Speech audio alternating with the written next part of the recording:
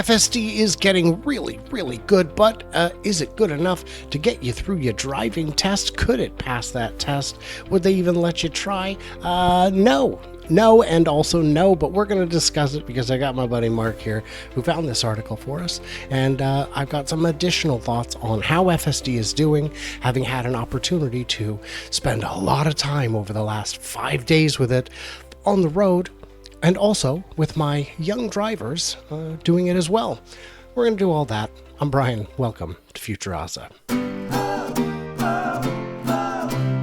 Live from Schaumburg, Illinois. It's not live, it's still taped, but it is, I assure you, Memorex. Schaumburg, Illinois. I'm at the extended stay, not the other one, not the one I went to first. That's a different extended, there's two. I did not know that. So I'm at the correct one now. Makes it so much easier. So Mark, I don't know if you saw this, but this was on your page. So if you're not I probably saw it then. You yes. probably saw. If you don't follow Mark on at the Tesla Life, I don't know what you're doing, man. But you're doing it wrong. He found this fantastic article from TSLA, which we'll share this. Tesla features used to flunk 16-year-old's driver's license test. A license examiner in New Jersey confused one standard feature of Tesla's as a way a 16-year-old excelled through his driver's test, and he failed him because of it. What happened? Well, you've got this issue that there's a lot of automation in Tesla cars, which is great for us drivers that already have a license. But it turns out that if you're trying to be tested on your knowledge of the road and you use those driver assistant features, even one of them, a driver instructor is going to probably fail you because of it. So this is not new. This New Jersey story is new, but it's been happening in multiple places in the U.S. Where the driver instructors are looking at, why is the car doing this stuff on its own when my student here who's applying for a license needs to show their road savviness in order to get a license? The vehicle in question does not have full self-driving, does not have auto park, navigate on autopilot, and auto steer on city streets. What it has is, regenerative braking. So you can one-pedal drive in a Tesla, whether that's rear-wheel drive, all-wheel drive, it can just do it. And so the student was the testee was accused of using parking assist and driving features when in fact it wasn't. Is that right? Well, I guess as far as the instructor was concerned, he wasn't using the brake pedal as what would be expected. Now, yes, regen braking uses the brake pedal for you, and I think that's the issue, is that the student was not moving their foot from the accelerator to the brake. They were just lightening up on the accelerator, and of course that engages regen braking. And depending on what setting you have, it may be, it might be aggressive regen, or it may not be. It depends on what setting you have it on. Well, and most Teslas now only come with one setting. It's just on. But you can come to a complete stop, I assure you. So this driving instructor, in my opinion, gets an F. This driving examiner gets an F. Should not be allowed to provide tests because clearly you don't know what a car is or how it works. That's very embarrassing. I don't know what to make of that. But there's other states as well. Like it's noting here that California and Arizona have also been subject to failures with driving tests due to confusion over what a Tesla is and what actual driver assistant features exist in the car or don't exist. So this is something that a lot of states are going to have to contend with as time goes on. And can you imagine what the confusion will be when FSD is not monitored at all, and you'll have people that are in the car that could just flick FSD on with a switch and really not have to do much. And that's what the second half of this discussion is going to be about, is where the technological divide is. Now, let's be silly for a second. If I have a backup camera, am I allowed to use that, or is that cheating? If I have parking proximity sensors, the ultrasonics, is that cheating? Can I use those if I've got the on the backup camera? If I've got the angled lines that show, I mean, where?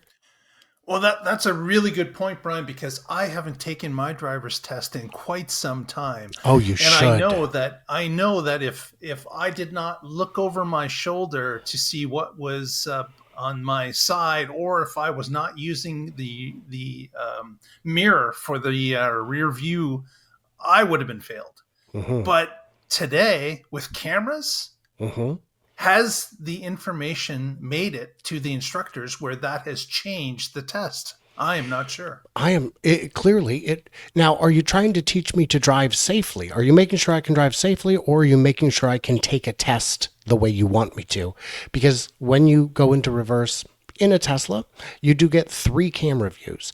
When you go into reverse in any new car, you get at least 1 camera view. And when I back up, I don't turn my head. I look at both. I look at my side mirrors, make sure I'm good, and I will scan them. I look in my rear view mirror, and I look at the screen. I look at all of it, but I don't turn. So, now let's talk about some of the things that FSD may need to do. This was a conversation I had yesterday in Omaha with a gentleman named Anthony. The question is there going to be a notification on the screen that tells the police this person has not been driving? This vehicle has been in fully autonomous mode for 26 minutes or 3 days or whatever it may be, so that the person behind the wheel doesn't get a distracted driving ticket or a drunk ticket or whatever it may, a sleeping ticket. I don't know which ticket that would be. Unsafe driving, I guess. Yeah. Reckless driving. How will the police know that FSD has been employed? That is an excellent question, because this is new territory, isn't it? We're not sure how that is going, because if it is legal to be in FSD, that you don't have to pay attention or be engaged with the vehicle, then yeah, how do the police know that was in play, or it wasn't in play when the police saw an infraction? Right. And I think we've got a rare opportunity right now. NHTSA is about to make nationwide rules. States can, of course, be more difficult, impose more strict rules, but this would be a good baseline. And it would be nice if NHTSA were to say, the National Highway Traffic Safety Administration were to say, there must be something on the screen that just says it, or whatever it may be, so that we don't run into situations where unlicensed drivers are getting tickets for driving without a license, or all of the other things that may come up. And if we had a patchwork quilt where every state had different requirements, oh, in this state it has to send a signal. I mean, my gosh, that'd be pretty insane. I don't think it would be very effective to try and do it that way.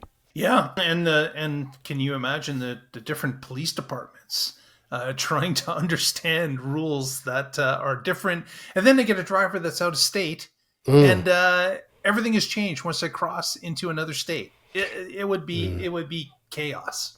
And if every manufacturer had different policies internally, this is a weird space we're coming into. And yeah, how do you? And then, of course, we will get to the question of who gets the ticket when the car is on its own. Because if I wasn't driving it, if I wasn't even in it, do I get the ticket? I mean, for insurance reasons, it'll be very easy to reconstruct which vehicle was at fault in an accident. There's a lot of cameras, there's a lot of data.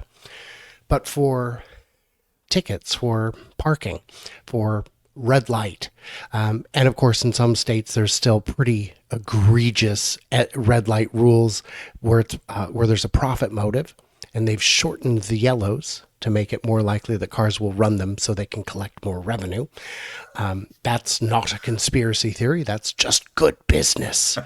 if you have no soul, which the good folks who own those companies clearly don't. They mortgage them early on. second, third mortgages to the devil himself on their souls. But rates were lower then. So in this economy, I don't know. And speed zones with cameras, another money collector. Yeah, yeah. Those are at least I understand those. Those I can avoid those by knowing what the speed limit is and following it. But the red light cameras, when you shorten the yellows to something that is not appropriate in length, what are you going to do? I got a ticket once in my 20s. I saw the light turn and I thought, there's no way I can stop. And there is a cop behind me. He's going to ticket me. And I went through it. It did turn red before I finished clearing the box, and he pulled me over and he ticketed me. And I was like, because you saw me there. I'm like, yeah, I did. What did you want me to do? Lock it up before the light? Lock it up sideways. Yeah, I would have been unsafe. And, but, you know, some cities just make money that way, I guess. I don't know. I don't know. I think the real problem was I was just too handsome and it made people uncomfortable. It made people uncomfortable. Oh, deeply, deeply uncomfortable. So I have spent decades addressing that, as you can see, and I'm no longer threatening. So that's great. And ticket free for years. Ticket free for years. It works well for me. Let's see here. Anything else on FSD that you think is going to be a challenge in terms of regulation? And we are about to get to the comments from one of the videos last week because we answer your guys' questions. Mark, your thoughts. Yeah, it is going to be a brand new world when it comes to this. Once it becomes fully autonomous driving, we are going to have things pop up all over the place. I can think of insurance rates being upped based on your vehicle driving itself, based on infractions attached to that vehicle. Who's responsible? Who's going to pay those? And ultimately, how does it affect an individual and his family policy? Are we going to see jumps in rates because of this? Are we going to see problems that rates go up when you don't use it? Is there going to be issues where you've got maybe a percentage of time that it's going to require you to use the assistance that's built into the vehicle? And if they see you're not using as much of it, maybe you become a higher risk. I'm concerned about telematics being used to penalize safe drivers who do things that look unsafe on paper. If you take your car out for autocross on weekends or to the drag strip on weekends, and you've got a supplemental policy already for that, don't ding me for acceleration and hard turning. I'm doing it within the confines of a controlled space. I don't know how that will work. I am very curious. I think this is an exciting time to be a fan of technology, and I should tell you, Mark, I am a fan of technology. There, I've said it. So last week we did a video. This one was about, who knows, right? Let me take a look. What was this about? Megapack. Pretty good. 16,000 views. Not bad, Mark. Even though I hadn't given it a like, I have now. You guys can like this video. I recommend it highly. It's very satisfying to do. All right. The hunger for power will be beyond all we can imagine now. And who holds the keys? It's a good matrix like meme on X. What will you do? What will you buy when Tesla's at 2,600? I'll buy the dip.